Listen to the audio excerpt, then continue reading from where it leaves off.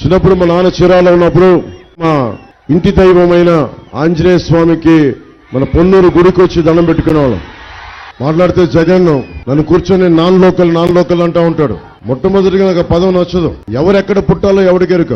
కానీ జగన్ కి సందర్భంగా తెలియజేస్తున్నా, నేను పుట్టింది బాపట్లలో, గుంటూరు జిల్లా. సో నాతో గొడవ పెట్టుకుంటే ఎలా ఉంటుందంటే గుంటూరు కారం రాస్తే ఎలా ఉంటుందో అంత గట్టిగా ఉంటుంది. చాలా ఘాటు గుంటూరు కారం. జాగ్రత్త జగన్, ఒళ్ళు దగ్గర పెట్టుకుని మాట్లాడు. నేను ఇక్కడ వస్తున్నానని తెలిసి ఈ రోజున మొన్న రాత్రి హెలిప్యాడ్ తవ్వేశారు. హెలిప్యాడ్ తవ్వేస్తే దాని అర్థం తెలుసా? వైసీపీ నాయకులకి అది ఉగ్రవాద చర్యది. ఒక హెలికాప్టర్ ల్యాండ్ అవుతుందంటే మీరు ఇంటెన్షనల్ గా చేశారంటే మీ మీద ఉగ్రవాద చర్యది. మీ మీద ఉగ్రవాద కేసులు పెడతాం, జాగ్రత్త. లా అండ్ ఆర్డర్ చాలా బలమైంది. మీలాగా బలహీనంగా ఉండే లా అండ్ ఆర్డర్ కాదు. మా కుటుంబ ప్రభుత్వం రాగానే ఒక్కొక్కడికి మక్కిలు ఎరగొట్టి కింద కూర్చోబెడతాం. పిచ్చ వ్యాఖ్యలు వేశారంటే ఒక్కొక్కడికి. అంబటి రాయుడు గారు పొన్నూరు వాస్తవ్యుడు, ఇక్కడ పుట్టి పెరిగినవాడు, ఇక్కడ నిలదొక్కున్నవాడు. ధూళిపాల నరేంద్ర గారు గాని, పెమ్మసాని గారు గాని, అంబటి రాయుడు గారు గాని, మేమందరం కూడా బియాండ్ కాస్ట్, కులాలకు అతీతంగా ఇక్కడున్న అంబటి రాయుడు గారు వైసీపీకి వెళ్ళారు. నిజంగా జగన్ నాయకత్వం, యువ నాయకత్వం, 151 మంది సభ్యులు ఉంటారు, 30 మంది ఎంపీలు ఉన్నారు. అద్భుతంగా ఉంటది.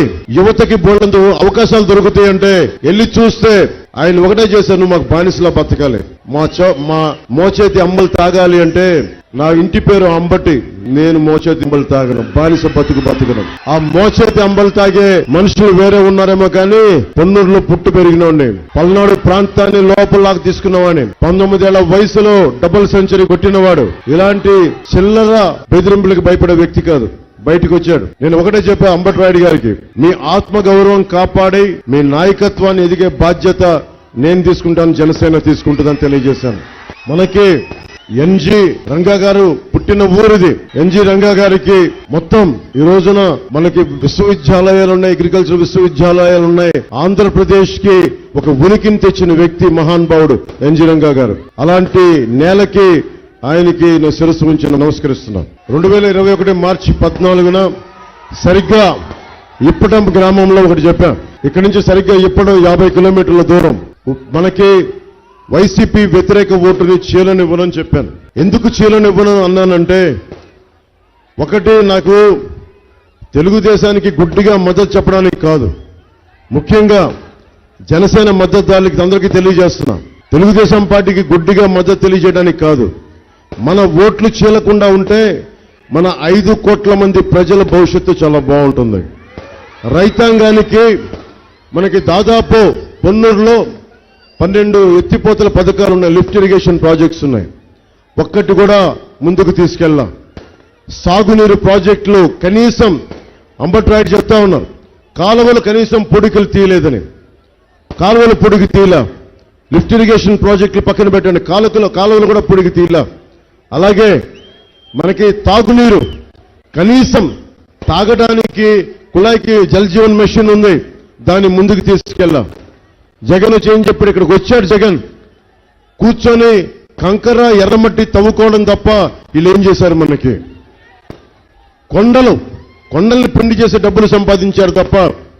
ఎంపీ గారి కనుసన్నలు చెప్తా ఉన్నారు, నాకు ఉమారెడ్డి వెంకటేశ్వర గారు వ్యక్తిగతంగా పరిచయం, వారి కుటుంబ సభ్యులు కూడా ఇలా కూర్చొని బాగా మేధావి తెలుగుదేశం వ్యవస్థాపక సభ్యులు, వారి కుటుంబం నుంచి వచ్చిన కూడా వాళ్ళు కూడా ఒక 2,000 కోట్ల రూపాయలు అక్రమార్జన చేస్తారు, నిజంగా అందరికీ పనిచేస్తారంటే చాలా బాధ కలిగించింది. అంటే మనకి చెడిపోయిన బుట్టలోకి మంచి పండు వెళ్ళినా కుళ్ళిపోద్ది.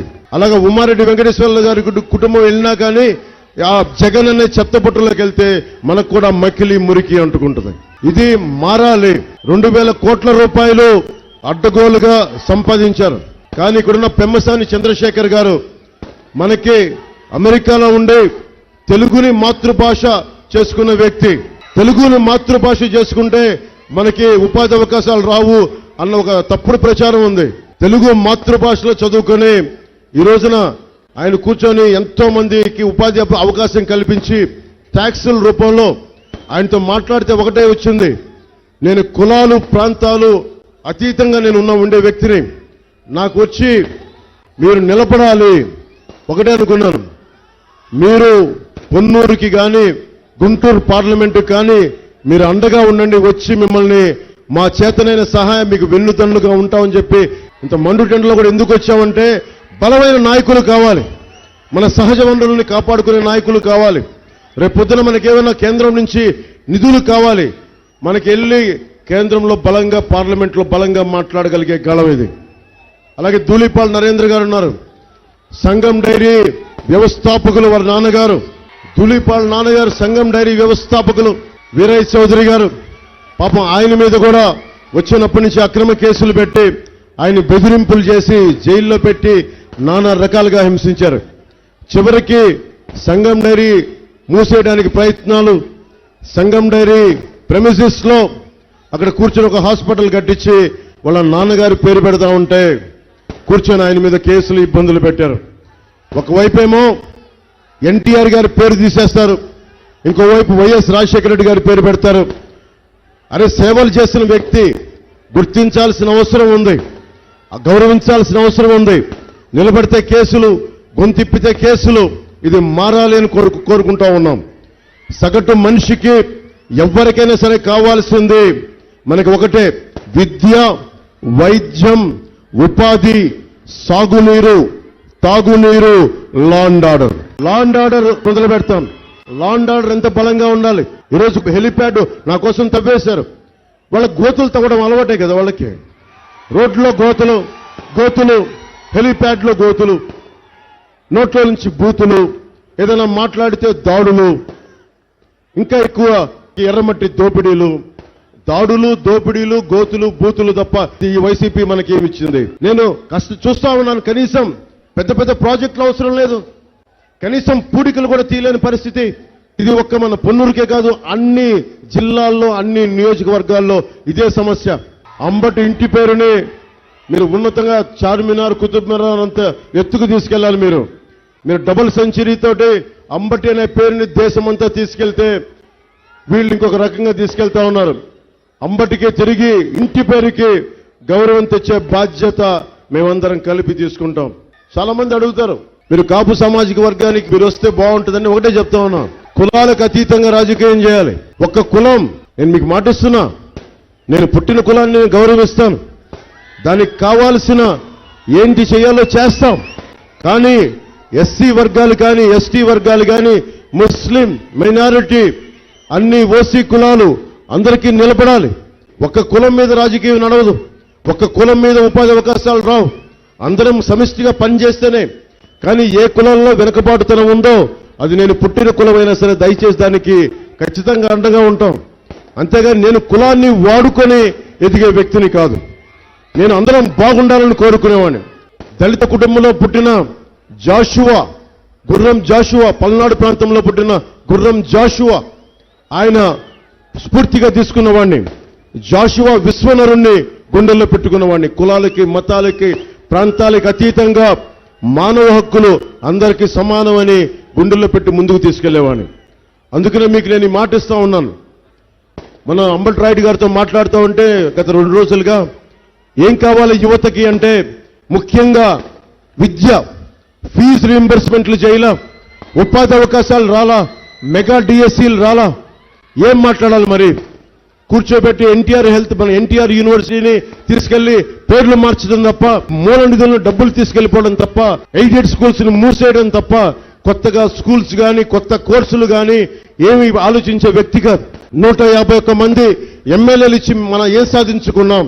రోడ్ల మీద యువత వచ్చి, టీచర్లు అందరూ కూర్చొని మద్యపాన షాపుల దగ్గర మనకి డ్యూటీలు వేసిన పరిస్థితులు ఇక్కడ. గురు బ్రహ్మ, గురు విష్ణు, గురు దేవు అని చెప్పి గురువుకు మొక్కే నేలది. అలాంటి గురువులను తీసుకెళ్లి మద్యపానాల్లో మనం కూర్చోబెట్టి డ్యూటీలు వేస్తున్నారు ఈ చెత్త ప్రభుత్వం. వీళ్ళు చెత్త ట్యాక్సులు పెంచడం తప్ప, మిగతా పెట్రోల్ రేట్లు పెరిగిపోవడం తప్ప, మిగతా చోట్ల 100 రూపాయలు అంటే మనకి 108 రూపాయలు, 110 రూపాయలు మనకి ఇక్కడ. అన్ని రేట్లు పెరిగిపోయినాయి. 40 రూపాయల మందు మద్యపానాలు నిషేధిస్తామని చెప్పి ఈరోజు 200 రూపాయలు చేశాడు. ఆ మొత్తం 160 రూపాయలు వైఎస్ జగన్ కి, పెద్దిరెడ్డి గారికి, మిథున్ రెడ్డి గారికి, వైవి సుబ్బారెడ్డి గారికి, సజ్జల రెడ్డి గారికి వెళ్ళిపోతున్నాయి. మద్యాన్ని నిషేధిస్తానన్న వ్యక్తి 41,000 కోట్ల రూపాయలు మద్యం మీద, 40,000 కోట్ల రూపాయలు ఇసుక మీద, ఒక్క మన ఇక్కడే చూస్తే మట్టి మీద దాదాపు 2,000 కోట్ల రూపాయలు దోచేశారు. అడిగేవాడెవడు లేడు, మాట్లాడేవాడెవడు లేడు, నిలదీసి అడిగేవాడెవడు లేడు. భయం. జనసేన ఇచ్చింది నేలకు ఒకటే, ఆంధ్ర నేలకు ఇచ్చింది ఒకటే. ఎక్కడ జన సైనికులు ఉంటారో అక్కడ ధైర్యం ఉంటుంది, ఎక్కడ వీర మహిళలు ఉంటారో అక్కడ ధైర్యం ఉంటుంది. ఇందాక పెమ్మసాని చంద్రశేఖర్ గారు చెప్తా ఉన్నారు, ఎందుకు నేను బలంగా నిలబడగలిగాను చంద్రబాబు గారి కంటే, ఒకటే, జన సైనికులు అండగా ఉన్నారు. ఒక ధైర్యం నన్ను రోడ్డు మీదకి వచ్చేలా చేసింది. అవసరమైతే వీర మహిళలు అర్ధరాత్రి అపరాత్రి లేకుండా చంటి బిడ్డలు వేసుకొని హోటల్ బయట బైఠాయించిన సందర్భం చూశాం. నన్ను వైజాగ్లో హోటల్లో బందీఖానా పెడితే నేను అందుకనే మీ ధైర్యమే నాకు. మీరు లేకపోతే జనసేన లేదు, మీరు లేకపోతే పవన్ కళ్యాణ్ లేడు. 1939లో ఇక్కడ మనకి వేద పాఠశాల ఉంది, బ్రాహ్మణ సమాజాన్ని గౌరవిస్తాం. అలాంటిది వీళ్ళు శివాలయాల పూజారుల మీద దాడులు చేస్తారు. కాకినాడలో భీమవరంలో శివుడి గుళ్ళో కూర్చొని బ్రాహ్మణుల తాలూకు పవిత్రంగా వేసుకునే యజ్ఞోపవితాన్ని తెంపేస్తారు. అలాంటి బ్రాహ్మణ సమాజానికి అండగా ఉండేలాగా మేనిఫెస్టోలో ఉంది. వేద పఠనం నేర్చుకుంటున్న ప్రతి బ్రాహ్మణ పురోహితులకి 3,000 మనకి నిరుద్యోగ భృతి కింద ఇచ్చే మేనిఫెస్టోలో పథకం ఉంది. ఒకసారి దాన్ని కూడా మీరు చూడండి ఒకసారి. ముఖ్యంగా సంఘం డైరీ ఎంతో మందికి ఉపాధి కల్పించింది. అలాగే మనకి ఇక్కడ చేనేత ప్రగడ కోటయ్య గారు స్వాతంత్ర యోధులు, చేనేత కార్మికులకి అండగా నిలబడ్డ వ్యక్తి. ఆయన వచ్చిన నేల ఇది. ఆయన స్వతంత్ర ఉద్యమకారుడు. ఆయన్ని చేనేత కార్మికులు జీఎస్టీ కడతా ఉన్నారు. నిన్న సభలో కూడా చెప్పా, చేనేత కార్మికులు జీఎస్టీ కడుతున్నారు. మనకి రెక్కలు ఎండిపోయి డొక్కలు ఎండిపోయి వాళ్ళు కష్టపడి చీరలు నేస్తే వాళ్ళు కూడా జీఎస్టీ కడతా ఉన్నారు. కానీ 40,000 కోట్ల రూపాయలు అడ్డగోలుగా దోచి మద్యం షాపులు నడుపుతున్న, బ్రూవరీస్ నడుపుతున్న మిథున్ రెడ్డి గారు కానీ, పెద్దిరెడ్డి గారు కానీ, జగన్ గారు కానీ, సజ్జల రామకృష్ణారెడ్డి గారు కానీ ₹1 జీఎస్టీ కట్టట్లా.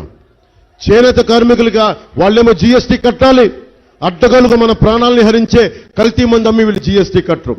ఒకవైపు ప్రధానమంత్రి గారు డిజిటలైజేషన్ అని చెప్పి మొత్తం డిజిటలైజ్ చేస్తా ఉంటే ఇక్కడ మందుల షాపుల్లో క్యాష్ డబ్బులు ఇవ్వాలి, దోచేస్తున్నారు, ప్రాణాలను తోడేస్తా ఉన్నారు.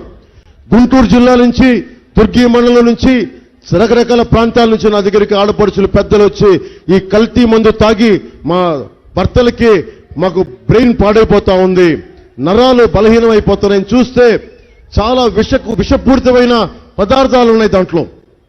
మనకి లివర్ని పాడైపోయి, ప్యాన్క్రియాస్ పాడైపోయి, బ్రెయిన్ కి చెడగొట్టేసే అంత మందులు. ఫిల్టరేషన్ లేదు. 5 సార్లు ఫిల్టర్ చేయాల్సిన మందుని 2 సార్లకి ఫిల్టర్ చేసి 3,000 బాటిల్స్ ఉన్న చోట 8,000 బాటిల్స్ ఉత్పాదన చేస్తా ఉన్నారు. అలాంటి కల్తీ మందుని అమ్మేసి మీ ఆరోగ్యాలు చెడగొడతా ఉన్నారు. మద్యపానాన్ని ఎవరు ఎంకరేజ్ చెయ్యం, కానీ అది ఒక నెససరీ ఈవిల్ అయిపోయిన సమాజంలో. దానికి కనీసం నేను ఒక అబ్కారీ శాఖలో పనిచేసిన ఉద్యోగి, మా నాన్న కల్తీ మందు ఎంత ప్రాణాంతకం. ఇలా కూర్చోబెట్టి కూటమి ప్రభుత్వం రాగానే కల్తీ మందును అరికట్టి ఒక్కొక్క కల్తీ మందు వ్యాపారులకి రౌడీ షీటర్లు ఓపెన్ చేస్తాం. నిన్న అవనగడ్డకి వెళ్తే కూటమి ప్రభుత్వం పథకాలు ఇవ్వదు అని చెప్తా ఉన్నారు.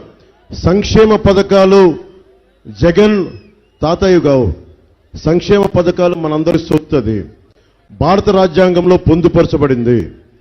ఎవరన్నా సంక్షేమ పథకాలు వృద్ధాప్య పెన్షన్ స్టార్ట్ చేశారంటే ఇక్కడున్న అందరికీ, ముఖ్యంగా అనగాడిన దళిత సోదరులకు చెప్తా ఉన్నాను, ఈ పథకాన్ని ప్రారంభించింది వృద్ధాప్య పెన్షన్ దళిత ముఖ్యమంత్రి దామోదరం సంజయ్ గారు.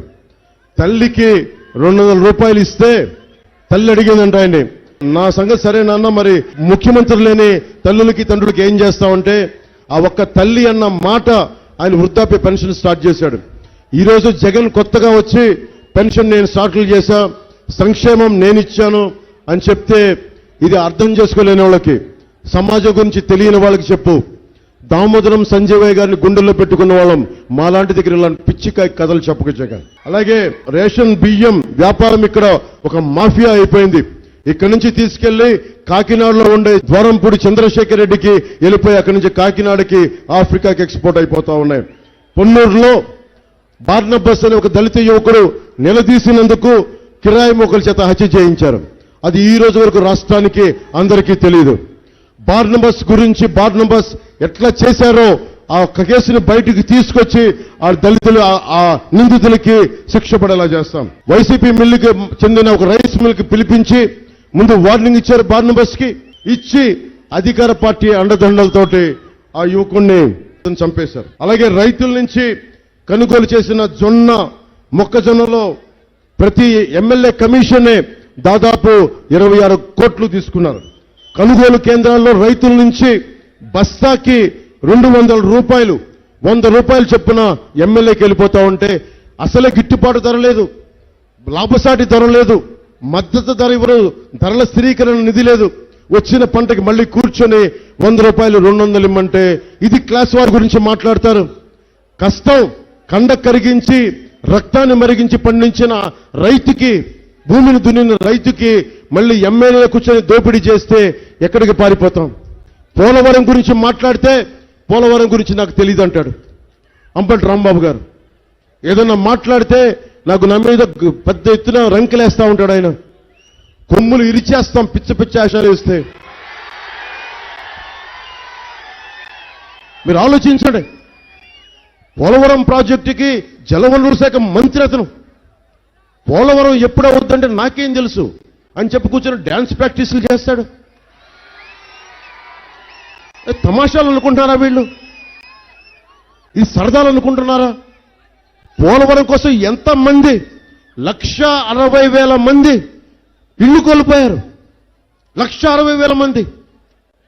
మంత్రి పదవి బాధ్యత సరదాలు కాదు. నేను సినిమాల్లో డాన్సులు చేస్తాం, నేను చేయడానికి ఆలోచిస్తా. సరదాగా డాన్సులు చేయమని నేను కాదను. కూర్చొని సీరియస్గా ఒక హీరోలా కూర్చోబెట్టి డాన్సులు చేయడానికి నీకు మంత్రి పదవి ఇచ్చింది.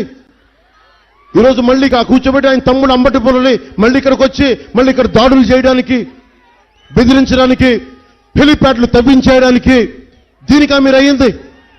అరే నాలాంటి వాడికి మీరు రక్షణ కల్పించలేకపోతే సగటు రైతుకే రక్షణ కల్పిస్తారు, సగటు రైతు కూలికే రక్షణ కల్పిస్తారు, సగటు ఆడపడుచుకే రక్షణ కల్పిస్తారు, సగటు ఉద్యోగికి ఏం రక్షణ కల్పిస్తారు?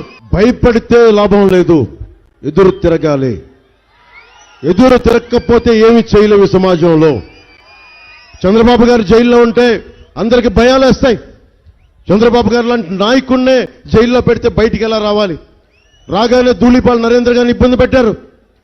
వ్యతిరేకత ఉండొచ్చు, రాజకీయాల్లో గొడవలు ఉంటాయి, మనకి కూర్చొని వేధింపులు ఉంటాయి, అర్థం చేసుకోగలం. కానీ ఈ స్థాయిలోనా ఇంత బెదిరింపుల, చంపేయడాలు, అక్రమంగా కేసులు పెట్టడాలు, ఎవరిని పడితే వాళ్ళని కూర్చొని ఆడబిడ్డల మీద అసహ్యంగా తిట్టడాలు, ఎంత దారుణమైన పరిస్థితి. అంటే మీరు ఏదైనా కూర్చొని అంబటి రాంబాబు గారు ఒకటే చెప్తా, జగన్ కూర్చొని అంబటి రాంబాబు గారు తిట్టిస్తారు, నేను వచ్చిన కాపు కులం నుంచి బలిజ కులాల నుంచి తిట్టిస్తారు. నాకు అనిపిస్తుంది మీరు తిట్టడానికి ఆ కులాన్ని వాడుకునేది మీరు ఎప్పుడు నేర్చుకుంటారు? వయసులు రాలేదా మీ దగ్గరికి? ఈరోజు అంబటి రాంబాబు గారు అల్లుడు కూడా చెప్తా ఉన్నాడు బయటికి, అతనికి ఓటు వేయిద్దని చెప్పి, ఇంకా అతను అంబటి బుర్రడికి ఓటు వేయిద్దని. ఇంట్లో వాళ్ళు విసిగిపోయారు, వీళ్ళు చేసే పిస్తాశాలకి. 1,60,000 మంది నిరాశ్రయులయ్యారు గిరిజనులు. వాళ్ళకి డ్యాన్సులు చేస్తామా, లేదంటే కనీసం ఉపశమనం కలిగించే మాటలు చెప్తామా? పోలవరం బాధితులకి కూర్చోబెట్టే డ్యాన్సులు, ఏదైనా మాట్లాడితే కూర్చోబెట్టిన తిట్టడాలు. ముఖ్యంగా కాపు సామాజిక వర్గానికి కూడా నా విన్నపం తెలియజేస్తా ఉన్నాం. కాపు సామాజిక వర్గాన్ని పెద్దన్న పాత్ర వహించమని చెప్పి నేను రాజమండ్రిలో చెప్పాను. ఇది ఒక్క కులమని కాదు, అన్ని కులాలకి అండగా ఉండే పెద్దరికం తీసుకోవాలి అంటే మనం నడిచి చూపించాలి. అన్ని కులాలని లోపలికి తీసుకోవాలి. ఒక తప్పుడు వ్యక్తిని కనుక మనం పైకి నాయకుడిగా పెడితే మొత్తం కులం కూడా పాడైపోతుంది. ఒక్కసారి అందరూ కూడా ఆలోచించాలి. నేను మీకు మాటిస్తున్నాను, ఈ రోజున ధూళిపాల నరేంద్ర గారి కోసం ఓట్లు అడుగుతున్నా, మనకు పెమ్మసాని చంద్రశేఖర్ గారి కోసం ఓట్లు అడుగుతున్నా. నేను పుటాపురం నుంచి నేను పోటీ చేస్తున్నా.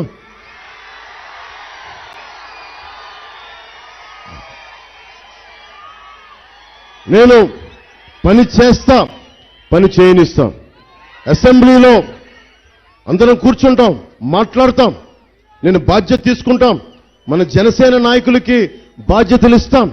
ప్రతి మండలంలో జనసేన నాయకత్వాన్ని బలపరుస్తాం. అంబటి రాయుడు గారిని ఒకటే కోరుకుంటున్నాం, భవిష్యత్తులో బలమైన జనసేన నాయకుడిగా ఆయన తీర్చిదిద్దే బాధ్యత, ఒక రాష్ట్ర స్థాయి నాయకుడిగా, జాతీయ స్థాయి నాయకుడిగా తీర్చిదిద్దే బాధ్యత తీసుకుంటాం. అంబటి ఇంటి పేరంటే ఇలా మన అంబటి రాంబాబు కాదు, అంబటి రాయుడుని తెలియజేస్తాం భవిష్యత్తులో బయట.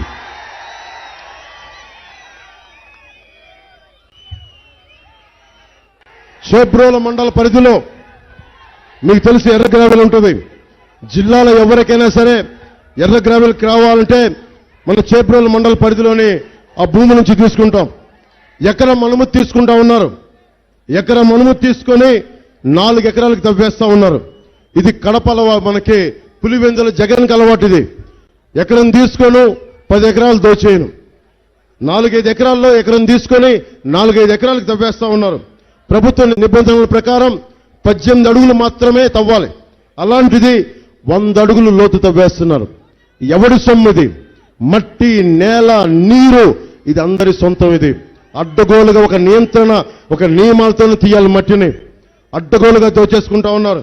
ఈ ఎర్ర గ్రావెల్లోనే దాదాపు ఎంపీ అభ్యర్థి ఉమ్మారెడ్డి గారి అల్లుడు అతని అనుచరులు కలిసి 2,000 కోట్ల రూపాయలు దోచేశారు ఒక్క ఈ ఎర్ర గ్రావెల్ నుంచే.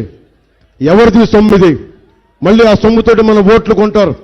మళ్ళీ మనకి ఇరిగేషన్ ప్రాజెక్టులు చేయరు, సాగునీరు ఇవ్వరు, తాగునీరు ఇవ్వరు, ఉపాధి అవకాశాలు ఇవ్వరు, విద్యా అవకాశాలు పెంపొందింప చేయరు, మనకి మెగా డిఎస్సి రాదు, ఫీజు రీఎంబర్స్మెంట్లు ఇవ్వరు. అలాగే ఏదైనా కూర్చొని ఎవరిది పని చేయకూడదు. సంఘం డైరీ ఉంది మనకి. చిత్తూరులో కూడా అమూల్ డైరీని పట్టుకొచ్చారు. ఇక్కడ సంఘం డైరీని ముయించేద్దామని. అరే, ప్రతి ఆడపడుచు ఇంటికి చిన్నపాటి ఆసరాగా ఉంటుందని పాడి పరిశ్రమలు మెయింటైన్ చేస్తాం. ఒక్కరి సొంతం కాదు, కార్పొరేషన్లు అందరూ కలిసి ముందుకు తీసుకెళ్తారు.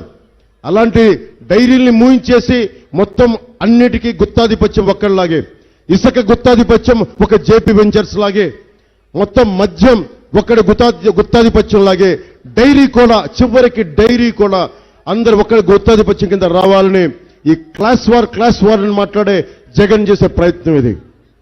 నేను ప్రగడా కోటయ్య గారి జీవిత చరిత్ర చదివిన వాడిని, ఆయన స్ఫూర్తిగా తీసుకున్నవాడిని.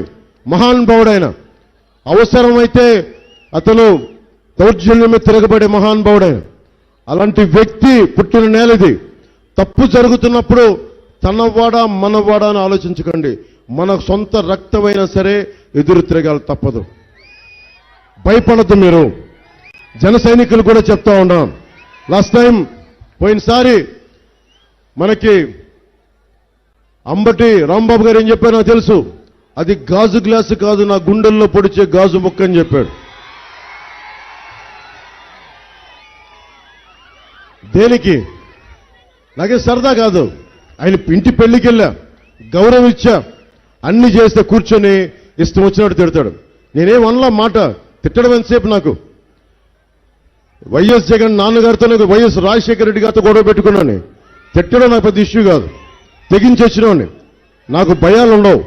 కానీ నేను ఫోన్లైనా వదిలేస్తా. ఈరోజు మీరు ఆలోచించండి, పోలవరం అనే ప్రాజెక్ట్ని బాధ్యత తీసుకొని డాన్స్లు వేసేవాడు కావాలా, బాధ్యతగా పూర్తి చేసే కూటమి ప్రభుత్వం కావాలా? మనకు 12 లిఫ్ట్ ఇరిగేషన్ ప్రాజెక్టులు మన పన్నులకు రావాలి. అవి చెయ్యని వాడు, సాగునీరు ఇవ్వని వాడు, పూడికలు తీయని ప్రభుత్వం, ఉపాధి ఇవ్వని ప్రభుత్వం, కనీసం హాస్పిటల్ ఫెసిలిటీస్ మెరుగ్గా చేయని ప్రభుత్వం. ఏది కావాలి?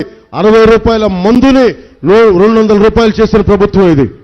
అలాగే land titling act, land grabbing act అది అక్కడ ఉంది. యూత్ ఫ్యాషన్ ఉంది, హంటర్ జీన్స్ అని ఉంది, అక్కడ బిస్మిల్లా మనకి ఫాస్ట్ ఫుడ్ జాయింట్ ఉంది, డిజిటల్ స్టూడియో ఉంది, అక్కడ homeo Sai Krishna homeo stores ఉంది, తేజ్ సాయి ఫెర్టిలైజర్స్ ఉంది.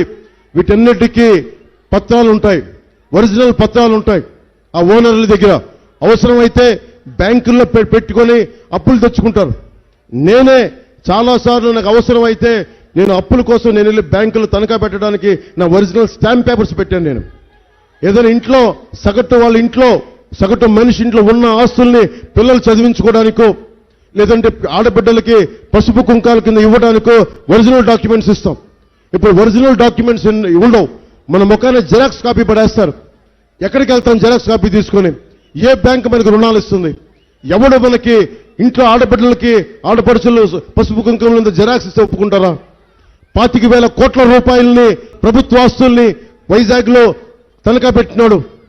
కూర్చొని అడ్డగోలుగా 2,000 కోట్ల రూపాయలు 18 అడుగులు పర్మిషన్ తీసుకొని 100 అడుగులు తవ్వేసిన వాళ్ళు. వీళ్ళని ఎలా నమ్ముతాం? కేంద్ర ప్రభుత్వం ముసాయిదా పంపిస్తుంది ఇలాంటివి చెక్ చేయమని. ఈరోజు చెప్తా ఉన్నారు వైసీపీ నాయకులు, సజ్జల రామకృష్ణారెడ్డి గారు చెప్తున్నారు, మరి ఊరికి చేశాం, అది నిజంగా అమలు చేయట్లేదని. అమలు చేయని వాళ్ళు జీవో ఎందుకు ఇష్యూ చేశారు? మీరు 10 రోజుల క్రితం 14 రోజుల క్రితం జీవో ఎందుకు ఇష్యూ చేశారు?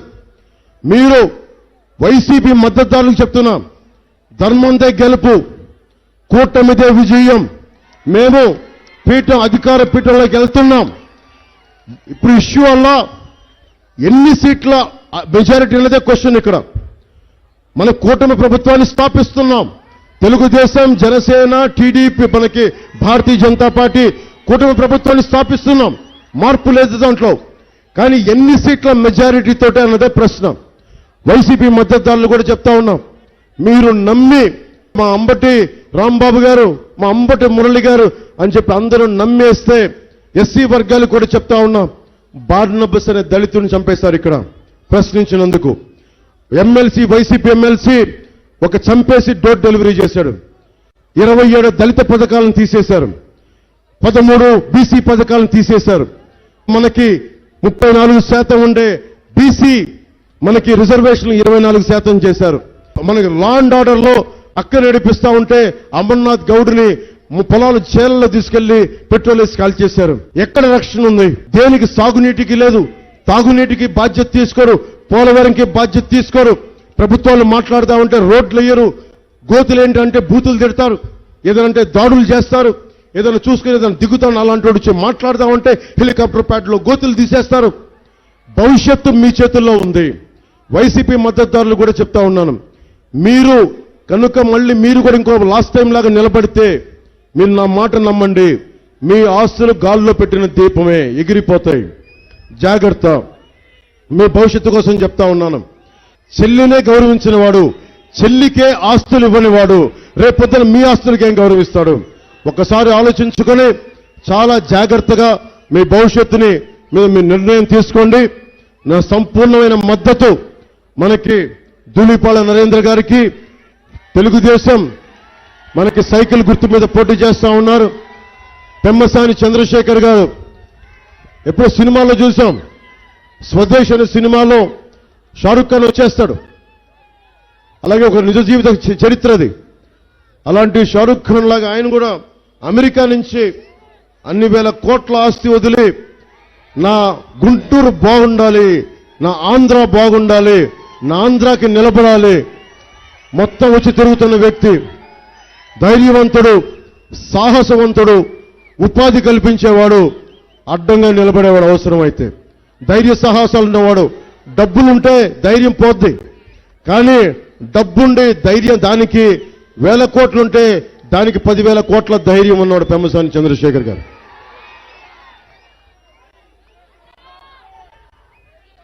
మైనారిటీ సోదరులకి, ముస్లింస్కి చెప్తా ఉన్నాను, ముస్లిం సమాజానికి దారి పొడుగుతా నిన్న గుంటూరు జిల్లాలో ఇక్కడ తిరుగుతున్నా అఖండమైన ప్రేమ చూపించారు.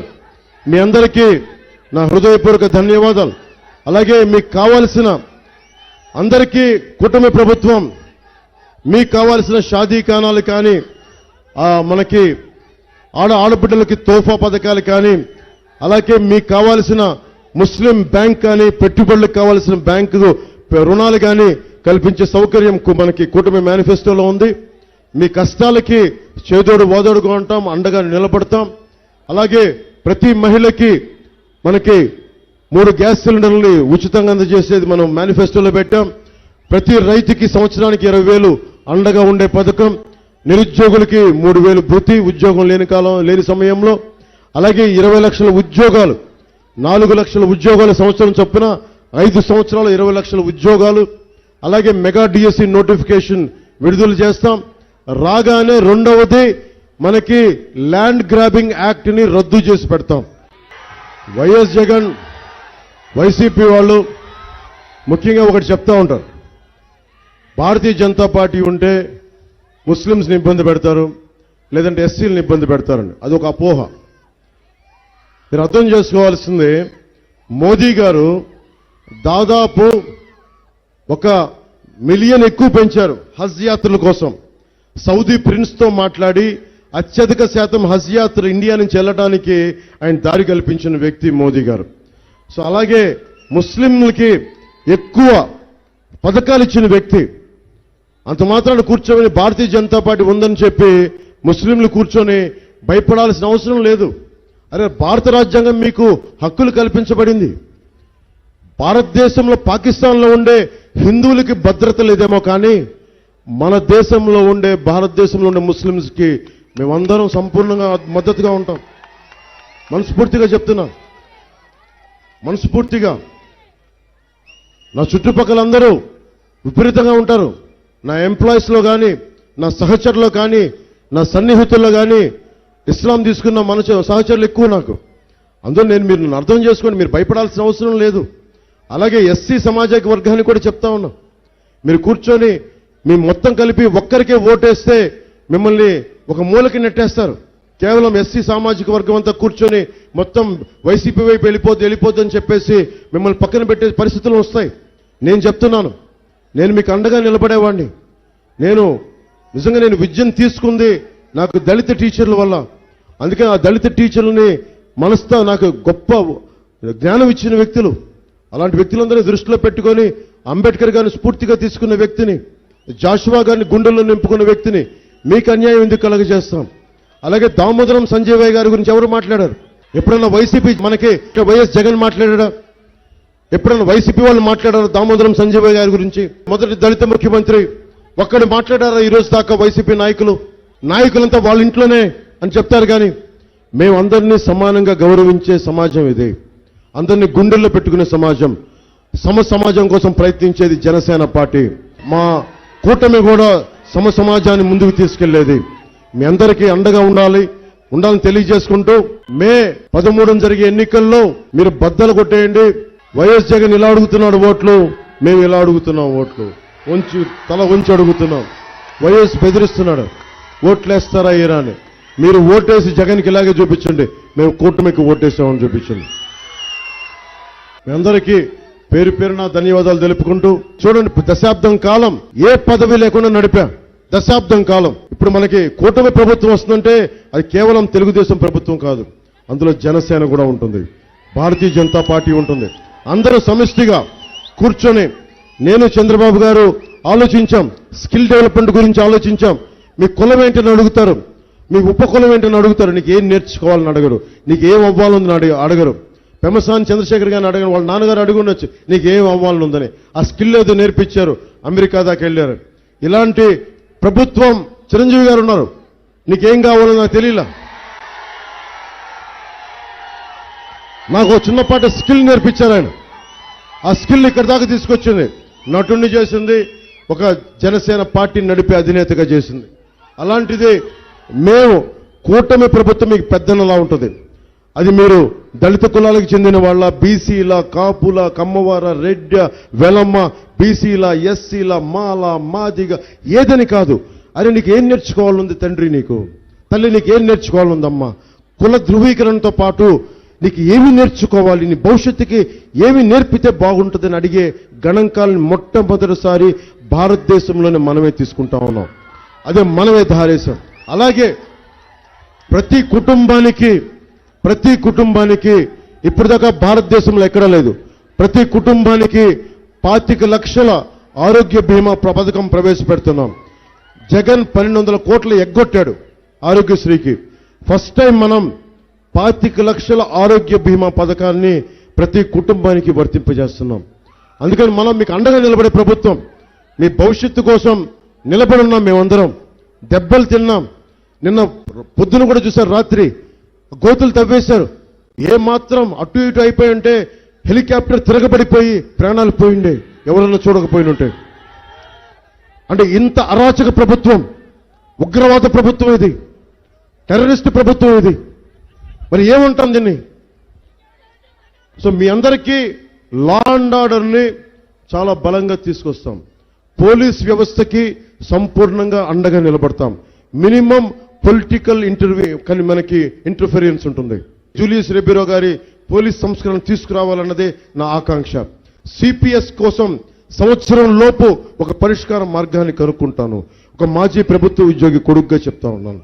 అలాగే టీచర్లకి మీ గౌరవ భంగం కలిగించకుండా మీ ఉన్నతికి మేము దారులేస్తామని తెలియజేసుకుంటూ, రైతుకి, విద్యార్థులకి, ఆడబిడ్డలకి అందరికీ కులాలకు అతీతంగా అందరికీ అండగా ఉండే ప్రభుత్వం వస్తుంది.